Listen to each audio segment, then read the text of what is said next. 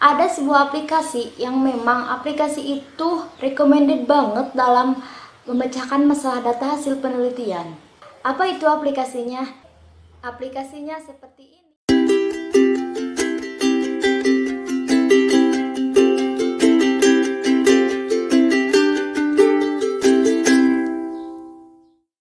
Assalamualaikum warahmatullahi wabarakatuh. Yang insya Allah saya di sini akan menjelaskan mengenai statistika. Apa itu statistika? Nah, di sini saya akan menjelaskan mengenai yang pertama pengertian statistika, kemudian yang kedua tujuan dan manfaat mempelajari statistika, kemudian yang ketiga statistika deskriptif, yang keempat yaitu pemecahan masalah data hasil penelitian berbasis statistika deskriptif. Sebelum kepada pembahasan mengenai statistika, kita harus tahu dulu apa itu statistika. Nah, pengertian statistika yaitu sebuah ilmu yang mempelajari bagaimana cara merencanakan, menganalisis, mengumpulkan, lalu menginterpretasikan dan akhirnya mempresentasikan sebuah data. Dan Croton dan Cowden mengemukakan bahwa statistika adalah metode untuk mengumpulkan, mengelola, menyajikan, dan menginterpretasikan data yang berwujud angka. Bisa dikatakan juga bahwa statistika itu merupakan sekumpulan angka yang digunakan untuk dapat menerangkan sesuatu, baik itu angka secara acak maupun angka yang tersusun dalam suatu daftar grafik. Dengan singkatnya, statistika itu adalah ilmu yang bersangkutan dengan suatu data. Nah, setelah kita mengetahui pengertian dari statistika, kemudian saya di sini akan menjelaskan tujuan dan manfaat mempelajari statistika. Yang pertama yaitu tujuan statistika, yang mana statistika itu mempunyai tujuan yaitu untuk mendeskriptif dan menerangkan data mengenai populasi yang diselidiki. Kemudian, untuk mengurangi jumlah populasi yang luas pada ukuran yang lebih mudah untuk dipahami. Kemudian, untuk menetapkan pada kondisi bagaimana suatu hipotesis dapat digunakan atau membantu melakukan sesuatu. Kemudian, untuk menyediakan suatu estimasi atau model tentang nilai yang diketahui berdasarkan data yang diselidiki. Kemudian untuk menyediakan suatu estimasi tentang akibat dari suatu hipotesis yang diterima yang akan digunakan sebagai dasar dalam membuat keputusan yang akan dijalankan. Nah, itu merupakan tujuan dari statistika. Kemudian manfaat mempelajari statistika. Nah, banyak sekali manfaat statistika itu dalam beberapa bidang-bidang tertentu, tetapi saya di sini akan menjelaskan manfaat statistika secara umum. Yang pertama yaitu manfaat statistika secara umum yaitu menyajikan suatu data secara ringkas sehingga dapat lebih mudah untuk dimengerti. Itu manfaat yang pertama. Kemudian yang kedua, membuat sebuah catatan data yang sistematis atau yang matematis dan juga sistematis. Kemudian yang ketiga, menyajikan sebuah perbandingan dari suatu data. Yang keempat, memberikan data-data dari masa lampau demi menentukan suatu kebijakan sekarang. Kemudian yang selanjutnya, membuat suatu perkiraan secara generalisasi terhadap suatu objek menjadi yang lebih luas. Kemudian yang selanjutnya, menunjukkan sebuah tren maupun juga tendensi perkembangan terhadap suatu masalah. Dan yang terakhir yaitu membuat suatu penarikan dengan berbagai kesimpulan secara ilmiah. Itu adalah tujuan dan manfaat statistika. Kemudian ada jenis statistika yang mana jenis statistika itu yang pertama statistika deskriptif atau al-ihsaatul wasfiyah. Yang kedua, statistika inferensial. Nah, tapi saya di sini akan menjelaskan mengenai statistika deskriptif terlebih dahulu.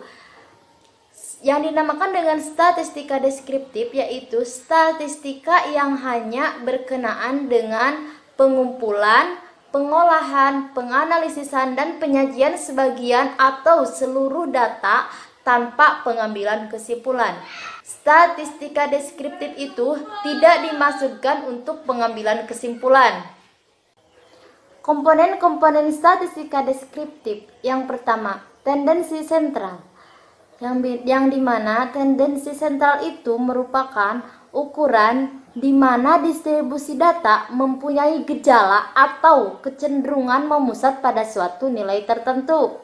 Tendensi sentral tersebut disebut juga ukuran pemusatan data, yang dimana di dalamnya terdapat nilai rata-rata atau yang disebut dengan al-wastul hisabi, nilai rata-rata, min, kemudian al-wasitu, median atau nilai tengah, kemudian al-minwal yang disebut dengan modus. Nah, yang kedua yaitu variabilitas, yaitu ukuran yang digunakan untuk menggambarkan bagaimana menyebarnya atau berpencarnya data, yang disebut dengan ukuran penyebaran data. Yang ketiga yaitu tabel distribusi frekuensi, yaitu alat penyajian data statistika yang berbentuk kolom dan baris yang di dalamnya termuat angka-angka yang dapat menggambarkan pembagian frekuensi dari variabel yang sedang menjadi objek penelitian. Yang ketiga yaitu tabel distribusi frekuensi grafik. Pada umumnya, pembaca akan lebih cepat memahami fenomena secara visual daripada pembaca data melalui tabel. Penyajian data dengan grafik lebih menarik daripada penyajian data dengan tabel. Yang mana komponen ini mempunyai kelebihan. Yang pertama yaitu melalui grafik, penyajian data melalui grafik bisa meringankan atau memudahkan peneliti dalam menganalisis data. Kemudian dengan grafik juga dapat menghindari kesulitan si pembaca ketika membaca data tersebut. Kemudian juga dengan grafik bisa menghasilkan daya tarik yang lebih tinggi.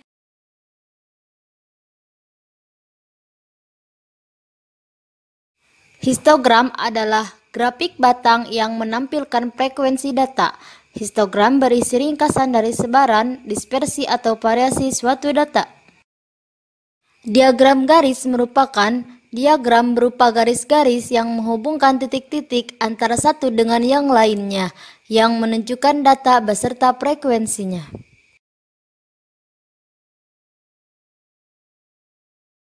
Diagram lingkaran merupakan grafik statistik berbentuk lingkaran yang dibagi menjadi irisan-irisan untuk menggambarkan proporsi numerik. Diagram batang daun, yaitu diagram yang menggambarkan data dengan cara memisahkan setiap nilai menjadi dua bagian, yaitu batang dan daun. Batang digit angka paling kiri dan daun digit angka paling kanan.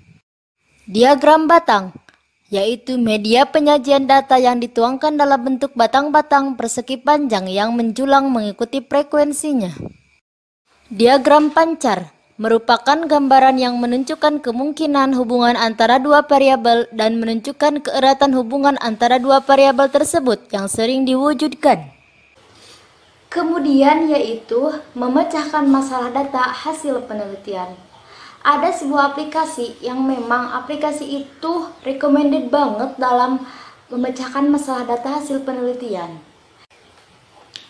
yaitu salah satu aplikasi yang siap pakai yang digunakan dalam pengolahan data. Apa itu aplikasinya? Aplikasinya seperti ini, yaitu SPSS. SPSS yaitu salah satu alternatif bagi peneliti untuk mengolah data hasil penelitian yang berbasis statistik. Fungsi dari aplikasi SPSS tersebut yaitu untuk memudahkan dalam proses pengolahan data, kemudian juga untuk memahami output hasil dari olahan data tersebut. Nah, di sini saya akan memecahkan masalah data hasil penelitian korelasional yang berbasis statistika deskriptif dengan menggunakan aplikasi SPSS tersebut, yang di dalamnya membuat dua variabel dan jumlah sampel 40 orang. Di mana yang akan saya analisis dalam aplikasi SPSS ini yaitu berupa ukuran pemusatan data atau tendensi sentral, kemudian variabilitas atau ukuran penyebaran data, kemudian tabel distribusi frekuensi, dan penyajian data berbentuk histogram, diagram garis, diagram lingkaran, diagram batang daun, dan diagram pancar. Oke, sekarang saya akan buka dulu aplikasi SPSS-nya.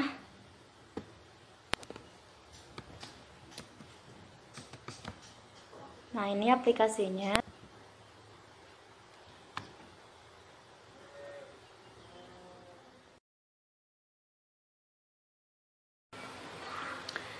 Nah, ini merupakan tampilan awal aplikasi SPSS.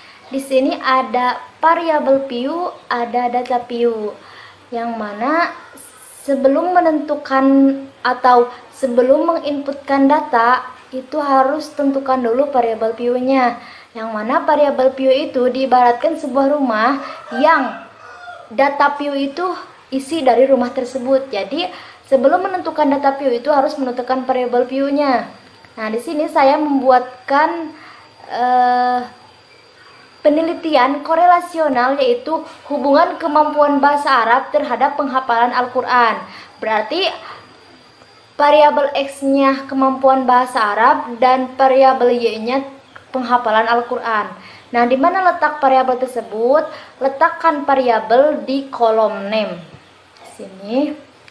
Nah, di dalam variabel name tersebut bisa disingkat atau juga bisa inisial, seperti kemampuan pakai underscore BA, kemampuan BA, kemudian akan otomatis muncul.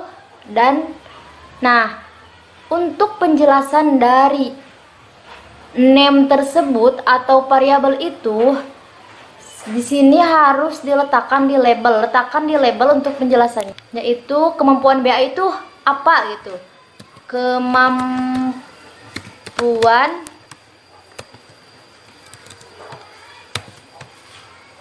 bahasa Arab. Oke. Kemudian inputkan variabel Y-nya, yaitu tadi penghafalan Al-Quran. Saya singkat menjadi hafal Al-Quran. Hafal underscore Al-Quran. Oke, ini penjelasannya yaitu penghafalan Al-Quran. Oke, enter. Nah, di sini ada desimal, yang mana desimal itu untuk menentukan skor atau angka di belakang koma. Nah, saya di sini tidak memakai desimal atau desimalnya 0 supaya tidak ribet. Kemudian setelah menentukan variabel view, kita langsung tentukan data view-nya. Yang mana di sini otomatis variabel tersebut setelah kita inputkan otomatis akan muncul di data view. Ini kemampuan bahasa Arab sebagai variabel X dan hafal Al-Quran sebagai variabel Y. Nah, di sini masukkan sampel atau skor dari hasil penelitian. Saya akan memasukkan sampel sebanyak 40 sampel dari hasil penelitian korelasional tersebut. 90.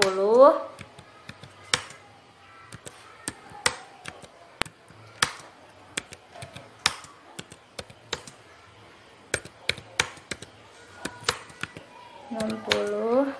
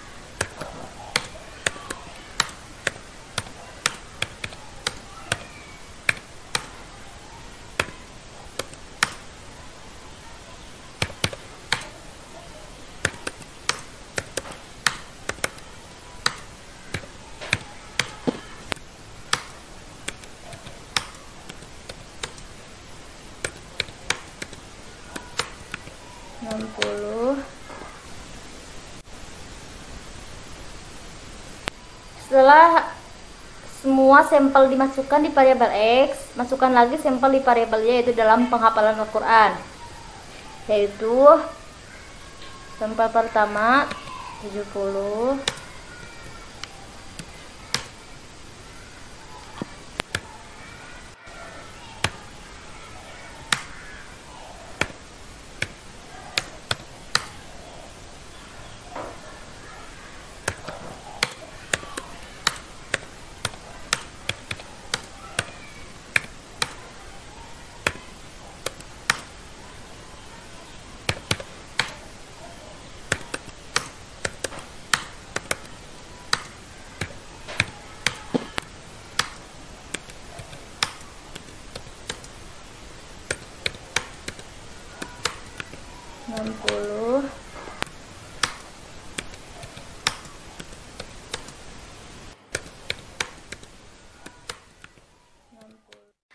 Nah, setelah menginputkan data tersebut, saya akan menentukan tendensi sentral dan variabilitasnya, atau ukuran pemusatan data dan ukuran penyebaran data.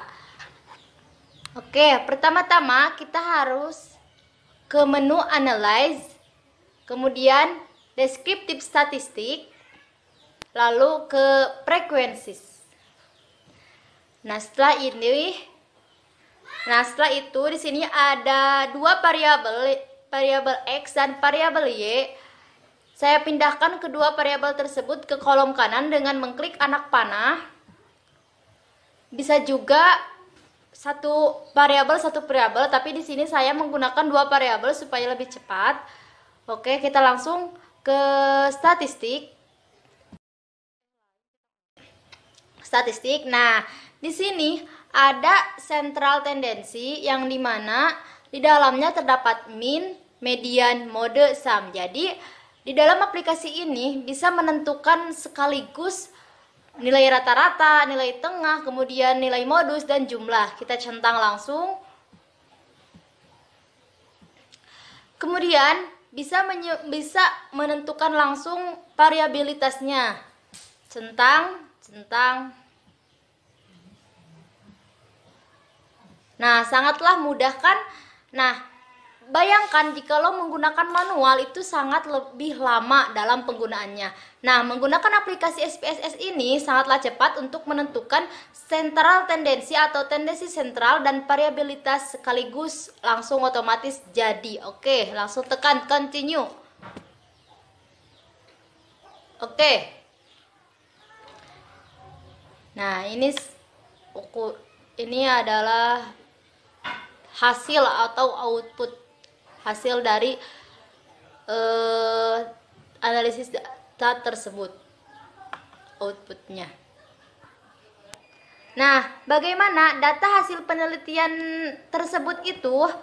Data ini disajikan dalam bentuk diagram seperti histogram, diagram batang, diagram daun, kemudian diagram batang daun, kemudian diagram garis dan lain sebagainya.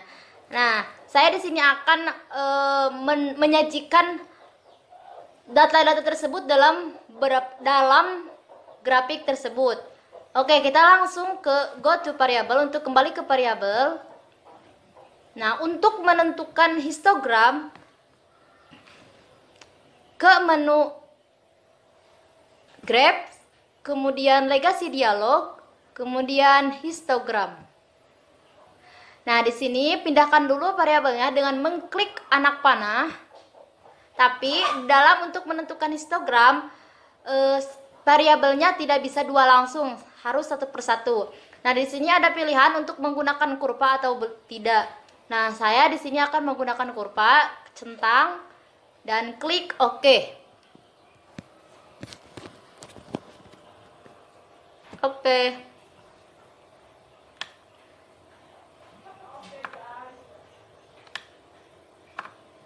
Proses. Nah, ini data hasil penelitian tersebut dalam bentuk histogram. Kemudian untuk variabel Y-nya kita tentukan lagi seperti tadi, graph, legacy dialog, kemudian histogram, dan variabel X-nya pindahkan dulu ke kolom kiri, kemudian variabel Y-nya pindahkan ke kolom kanan. Langsung tekan OK.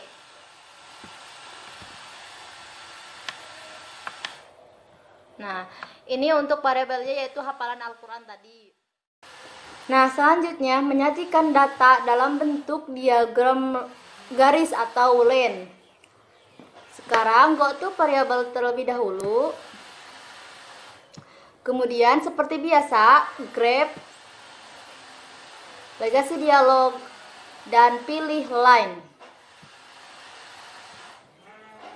Pilih yang simple, kemudian define. Dan di sini di menu line represent, pilih percent of cases. Kemudian pindahkan variabelnya. Nah, sekarang saya akan memindahkan variabel X terlebih dahulu. Kemudian tekan OK. Oke.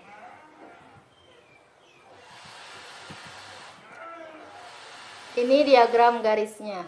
Jadi di diagram garis itu seperti garis-garis yang mana ini mempunyai frekuensi tinggi sebesar sekitar 23%.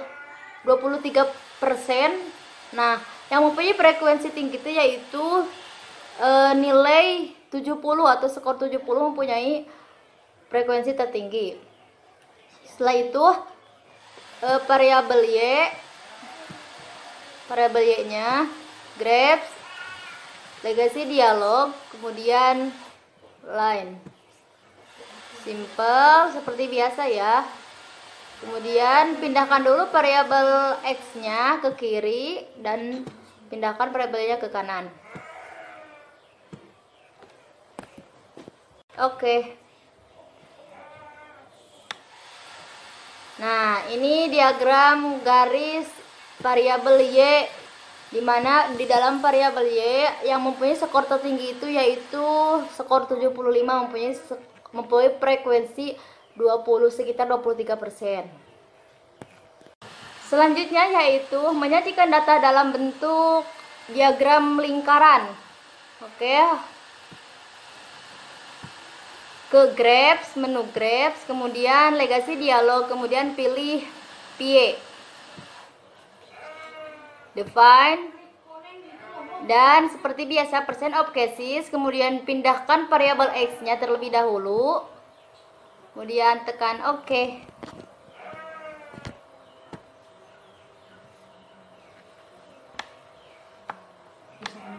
Nah, ini diagram lingkarannya, yang dimana di dalam diagram lingkaran ini terdapat warna-warna yang mewakili skor tersebut, seperti warna tertinggi itu warna yang ini, warna apa ini? Warna coklat muda, mempunyai skor yaitu 70, itu tertinggi.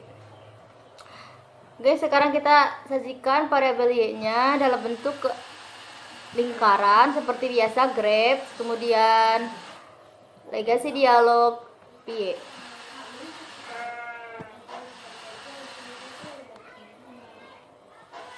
Pindahkan dulu variabel X-nya ke kolom kiri dan pindahkan variabelnya ke kolom kanan. Kita tekan OK. Nah, ini hasil dari diagram lingkaran variabel Y, dimana yang mempunyai skor tertinggi itu yaitu warna ungu. Berarti kalau warna ungu itu skor 75. Nah, kita lihat di diagram garis, apakah 75 benar mempunyai nilai tertinggi, frekuensi tertinggi. Nah, betul, 75 mempunyai frekuensi tertinggi. Oke, setelah itu sekarang saya akan menentukan atau menyajikan data dalam bentuk diagram batang daun. Butuh variabel terlebih dahulu. Nah, untuk diagram batang daun itu tidak dari graph, tetapi dari analyze, seperti menentukan pemusatan data dan variabilitas. Tetap dari sini deskriptif statistik,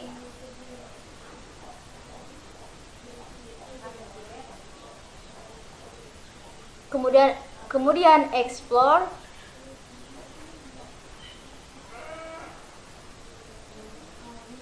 kemudian pindahkan variabelnya, plot, stem and life, continue,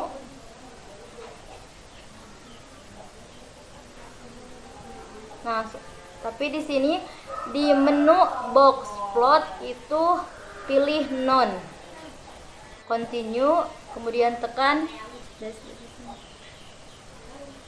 OK.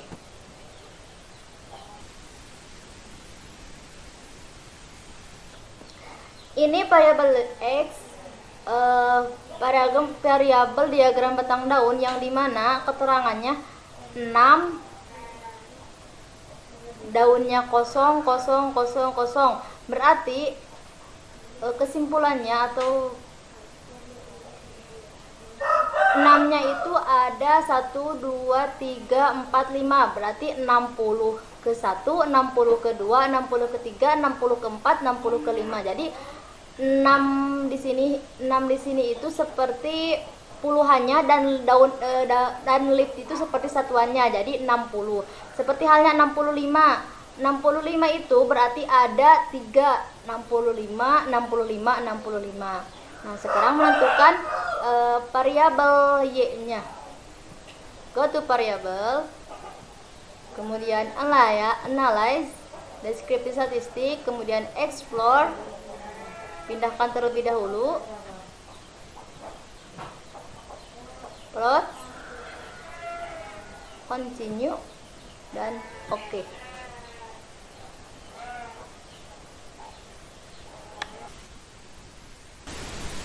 Dalam penghafalan Al-Quran bahwa 60-nya itu ada 2. 60-nya ada 2.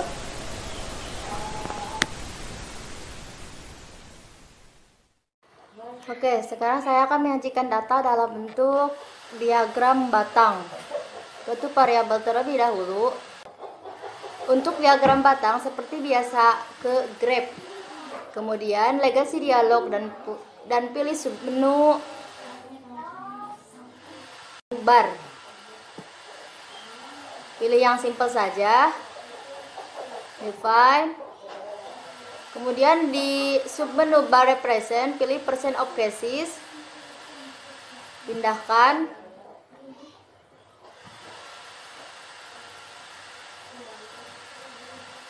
Kemudian tekan OK.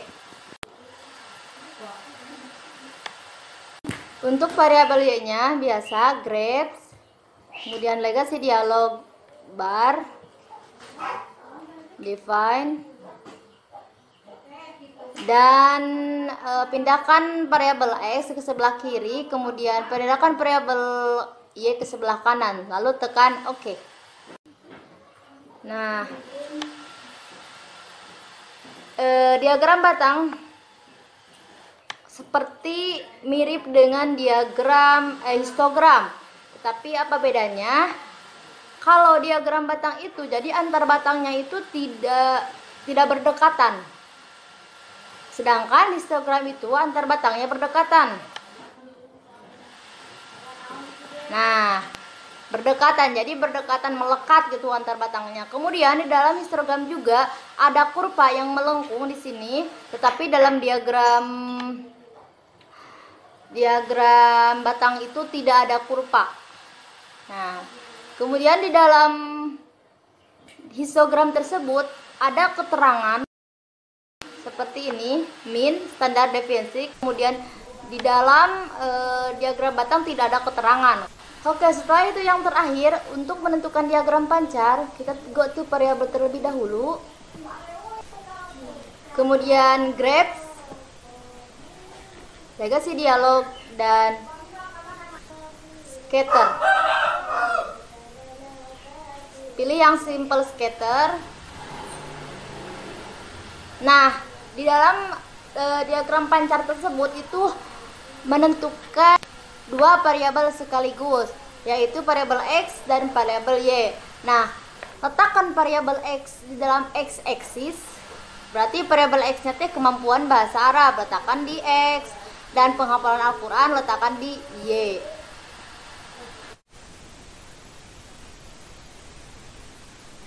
Nah, arti dari diagram pancar tersebut atau arti dari titik-titik yang ada di diagram pancar itu yaitu apakah antara variabel X dan variabel Y itu memiliki hubungan atau ikatan, apakah antara kemampuan bahasa Arab dengan penghafalan Al-Quran itu memiliki hubungan atau tidak.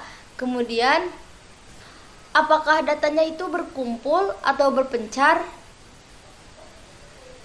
Jadi antara kemampuan bahasa Arab itu dengan penghafalan Al-Quran itu, apakah datanya itu berpencar atau berkumpul gitu. Nah, seperti di dalam sebuah hipotesis, ada sebuah pertanyaan, ada hubungan antara variabel X dan variabel Y. Ada hubungan antara kemampuan bahasa Arab dengan penghafalan Al-Quran. Nah, itu dilihat dari diagram pancar tersebut. Mungkin dari saya cukupkan sekian. Wassalamualaikum warahmatullahi wabarakatuh.